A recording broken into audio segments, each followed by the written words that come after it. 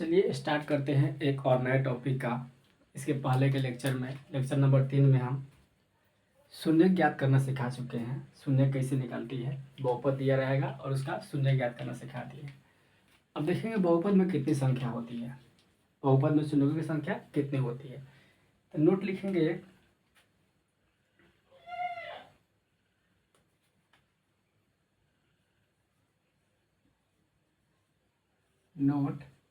Note में लिखेंगे हम किसी भी शून्य की संख्या अधिकतम क्या होती है, उसकी घात के बराबर होती है। किसी भी शून्य की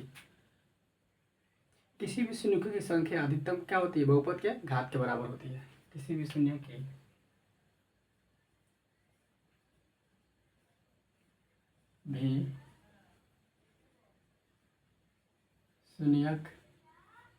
की अधिकतम संख्या उसके घात के बराबर होती है। इसे कहने का मतलब क्या हुआ? इसे कहने का मतलब यह हुआ कि बहुपद दिया जाएगा, बहुपद कोई भी बहुपद हो, द्विघात बहुपद हो, त्रिघात बहुपद हो या रैखिक बहुपद हो, इसका शून्य कितना शून्य निकलेगा। द्विघात रहेगा तो उसका कितना अधिकतम कितना निकलेगा, 2 रहेगा, 2 निकलेगा। त्रिघात में अधिकतम 3 निकलेगा और रैखिक में अधिकतम 1 निकलेगा। चतुर्घात में त्रिघात तक बहुपद बताया है, 3 तक अधिकतम मतलब उससे घात के बराबर निकलता है। तो द्विघात का घात होता है 2, इसमें 2 निकलेगा अधिकतम। त्रिघात का 3 होता है, इसमें कितना निकलेगा, 3 निकलेगा। रैखिक में 1 होता है, उसमें अधिकतम कितना निकलेगा, 1 निकलेगा। अब देखेंगे कि द्विघात बहुपद में कौन कौन सी शून्य होती है।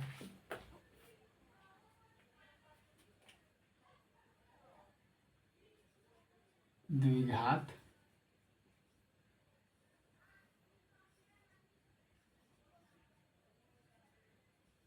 बहुपद देखिए, अब देखेंगे द्विघात बहुपद में शून्य कितना होता है। द्विघात बहुपद में शून्य 2 होता है। क्या बोल रहे हैं कि घात के बराबर शून्य होती है। द्विघात बहुपद का हम मानक रूप या इसी को क्या बोलते हैं, मानक रूप का या व्यापक रूप लिखवाए थे आप लोग को।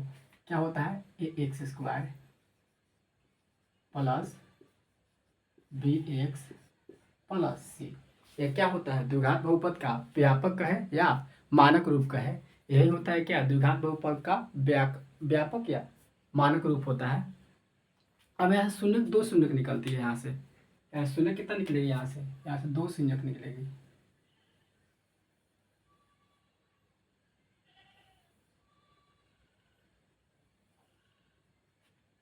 यहाँ पे लिखते हैं शून्यक, यहाँ पर शून्य कितना निकलेगा, शून्य 2 निकलेगा। एक को बोलते हैं अल्फा और दूसरे को क्या बोलते हैं, बीटा बोलते हैं। इसका सूचित किया जाता है, अल्फा का साइन होता है ये और बीटा का साइन ये होता है। पूरा बी नहीं होता है, बी निकल लिख के हल्का सा नीचे निकलता है। इसको पढ़ते हैं हम लोग अल्फा, इसको पढ़ते हैं बीटा।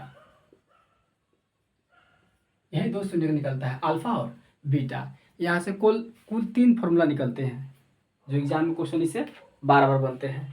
देखिए यहाँ से एक फॉर्मूला निकलता है कि शून्यकों का योगफल पूछता है, शून्यकों का गुणनफल पूछता है। तो तीनों फॉर्मूला हम एक एक करके देखते हैं। फर्स्ट नंबर फॉर्मूला क्या पूछेगा, शून्यकों का योगफल, शून्यकों द्विघात बहुपद के शून्य लिखते हैं। इसे अच्छा और अच्छा बेटर रहेगा, क्योंकि इसके बाद हम लोग त्रिघात पढ़ेंगे तो उसमें शून्य लिखेंगे, दोनों मिक्स हो जाएगा। तो लिखिए हम द्विघात बहुपद के शून्य के बराबर द्विघात बहुपद का शून्यक, शून्यकों का योगफल। योगफल में क्या होता है, योगफल में होता है जोड़, गुणनफल में होता है गुना, अंतर में होता है घटाव होता है। तो योगफल कह रहा है तो द्विघात बहुपद के कितने शून्य होते हैं, 2 शून्य होते हैं। फर्स्ट वाला शून्य का नाम है अल्फा, सेकंड वाला का बीटा। और पूरे के स्थान पर हम क्या लिख सकते हैं, अल्फा प्लस बीटा लिख सकते हैं, अल्फा प्लस बीटा लिख सकते हैं। इसका मान भी और इसका दोनों का कहने का अर्थ सेम ही हुआ। शून्यकों का योगफल का है, ये भी तो शून्य की है, ये भी अल्फा शून्य का और बीटा भी शून्य का है, दोनों बहुपदे का शून्य का है। इसी प्रकार जब ये अल्फा और बीटा का शून्य योग पूछेगा तो इसका फॉर्मूला निकलते हैं यहाँ से। फॉर्मूला होता है minus b by a, minus b by a होता है, माइनस बी बाई ए। यहाँ पे भी क्या निकलेगा, माइनस बी बटा ए, यही क्या होगा, फॉर्मूला होगा इसका। अब भी देखिए द्विघात बहुपद तो है, इसमें ए का मान जो यहाँ पर आता है वो क्या होता है, ए का मान होता है ई वाला, बी का ई वाला, सी का मान होता है, तीनों मान फिक्स रहता है। ई वाला मान क्या होगा, बदलते रहेगा, और जो है बी का मान यहाँ पे आ गया है तो सिंबल भी इसमें लगा रहेगा, माइनस का लगा रहेगा, यहाँ पे भी माइनस का लगा रहेगा, फॉर्मूले में रहता है। एक फॉर्मूला तो कंप्लीट हो गया। अब 2 नंबर फॉर्मूला देखते हैं, 2 नंबर क्या होगा, शून्यकों का गुणनफल द्विघात बहुपद के द्विघात बहुपद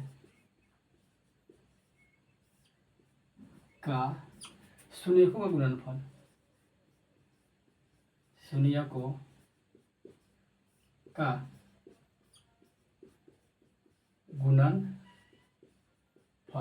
अब गुणनफल कहने का मतलब क्या हो गया, गुणनफल में से बताया आपको क्या होता है, गुना होता है, योगफल मिस जोड़ होता है, अंतर मिस घटाव होता है। देखिए यहाँ का फॉर्मूला क्या निकलेगा, सी बटा ए निकलेगा। इसको नीचे लिख सकते हैं क्या, इसका शून्य क्या होता है, अल्फा इंटू बीटा, इसका क्या निकलेगा, सी बटा ए निकलेगा, सी बाई ए, यहाँ पे भी सी बटा ए। तो 2 फार्मूला कंप्लीट हुआ और एक और फार्मूला बाकी है, यहाँ से पूछता है, यहीं पे लिखते हैं हम 3 नंबर। देखिए 3 नंबर में क्या पूछेगा, पूछेगा शून्यकों के वर्गों का योग क्या होगा, शून्यकों के वर्गों का योग क्या होगा। द्विघात बहुपद के चाहे इसको मिटा, पहले आप नोट कीजिए, इसको मिटाने के बाद यहीं पे लिखेंगे, उधर नहीं आ पाएगी बोर्ड पे।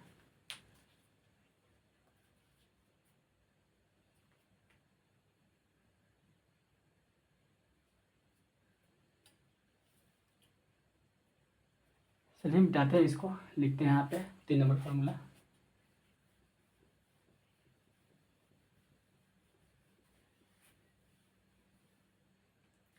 फार्मूला नंबर 3 लिखते हैं क्या, द्विघात बहुपद के शून्य के वर्गों का योग, द्विघात बहुपद के द्विघात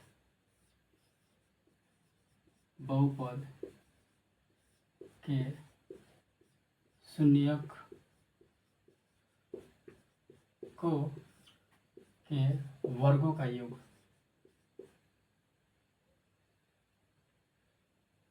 योगफल का वर्ग,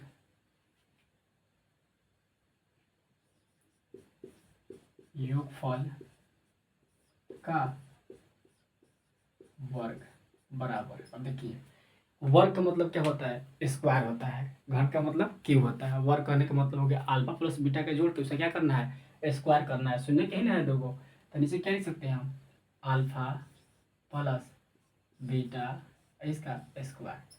देखिए यहाँ से फॉर्मूला क्या निकलेगा, यहाँ का फॉर्मूला क्या होता है, अल्फा माइनस बीटा का whole square, alpha minus beta का होल स्क्वायर, इसका फॉर्मूला निकलेगा अल्फा माइनस बीटा का whole square plus 4 into alpha plus 4 alpha into beta.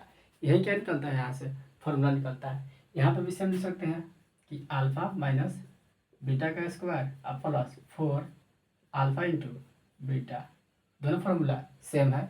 अब डायरेक्ट यहाँ से एग्जाम में क्वेश्चन बनेगा, डायरेक्ट फार्मूला पर रख के हम निकाल सकते हैं कि जब भी वर्गों का योग कहें डायरेक्ट यहाँ पे मान रखेंगे निकाल देंगे। आप लोग इसको नोट कीजिए।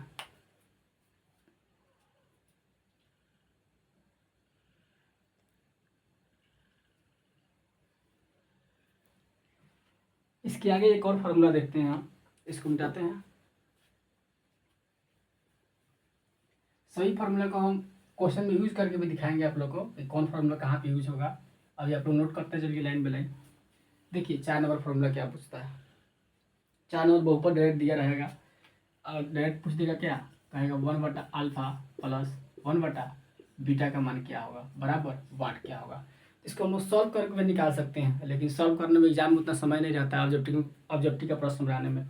अब डायरेक्ट यहाँ से हम फार्मूला निकालते हैं। देखिए फार्मूला कैसे निकलता है, यहाँ पे हम इसको सॉल्व करेंगे। पहले हम सॉल्व करेंगे तो क्या निकलेगा, यहाँ से जब इसको सॉल्व करेंगे हम तो इसका एलसीएम लेंगे, क्या निकलेगा अल्फा इंटू बीटा, अल्फा से अल्फा कट जाएगा क्या हो जाएगा बीटा स्क्वायर, बीटा से बीटा कट जाएगा, क्या हो जाएगा, अल्फा स्क्वायर हो जाएगा। इसी को सीधा करके क्या लिख सकते हैं हम, कि अल्फा का स्क्वायर प्लस बीटा का स्क्वायर अल्फा इंटू बीटा। तो इसका फॉर्मूला क्या निकला, फॉर्मूला निकला कि अल्फा का स्क्वायर प्लस बीटा का स्क्वायर, और नीचे क्या हो जाएगा, अल्फा इंटू बीटा। तो इसका डायरेक्ट फार्मूला आप लोग याद रखिएगा। और फार्मूला कैसे आया ये भी बता दिया आपको कि फार्मूला कैसे निकल के आता है। इसको मिटाते हैं, उसको आप लोग दोनों नोट कीजिए, लेकिन याद आपको यही रखना है।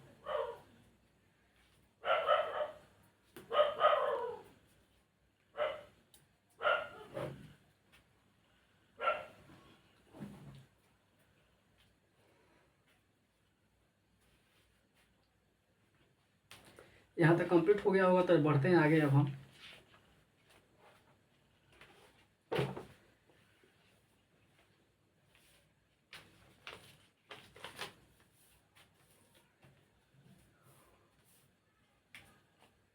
मिटाते हैं इसको।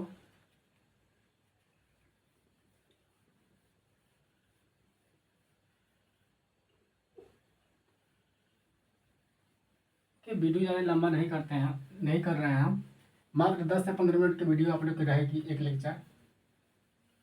और इसके बाद हम कल देखेंगे, इस पर प्रश्न करेंगे कल हम, कि आखिर प्रश्न कैसे बनता है। इस पर सभी जितना फार्मूला लिखा है, चारों फार्मूला पे एक एक प्रश्न लेके समझेंगे कि एग्जाम में क्वेश्चन किस प्रकार से बना है। इसके बाद देखेंगे हम लोग क्या, त्रिघात बहुपद देखेंगे।